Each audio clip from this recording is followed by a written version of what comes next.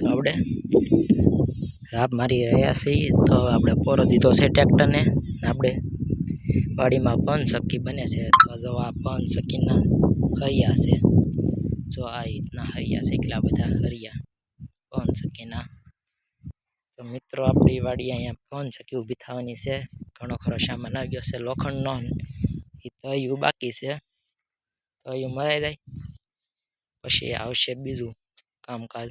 તો મિત્રો આપણે જો રાબ માર્યા છે તો પોરો ખાઈ લઈ થોડો ઘણો ને વિડીયો પણ ઉતાર લઈએ આ પવન ચક્કીનો બને છે તો મિત્રો આ જોઈ શકો છો આવા હરિયા છે તો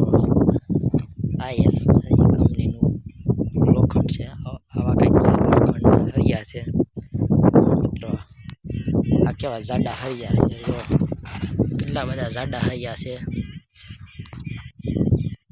આ પવન ચક્કીનો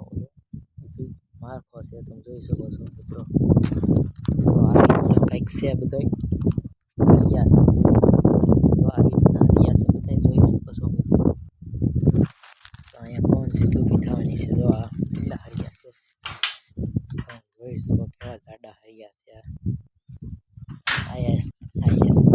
કંપનીના માર્કા છે બધા મારેલા લોખંડને જો છે આઈએસઆઈ જોઈ શકો આઈએસઆઈના માર્કા છે તો આ બધું લોખંડ આવેલું છે મિત્રો હવે જઈશ આપણે પવન ચક્કીનો ખાડામાં જે કેવી રીતે કર્યું છે બધું તો જો આવી રીતનો છે ખાડો આમાં બધા માલ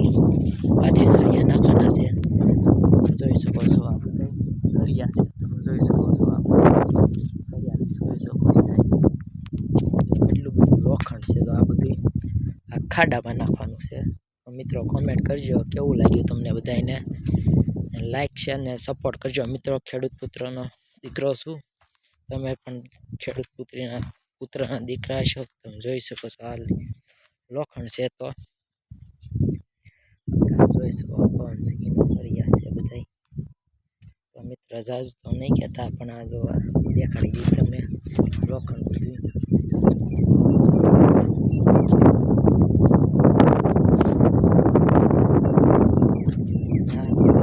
પડેલો છે દાડા છે અંદર જોવું હોય તો આપણે જઈએ કેવું અંદર ફિટ કરેલું છે તે જોવા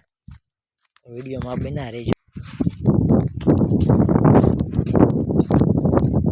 મિત્રો તો આપણે જોઈ શકો છો આપણે જઈએ છીએ અંદર આવી રીતના હરિયા ગોઠવેલા છે તમે જોઈ શકો છો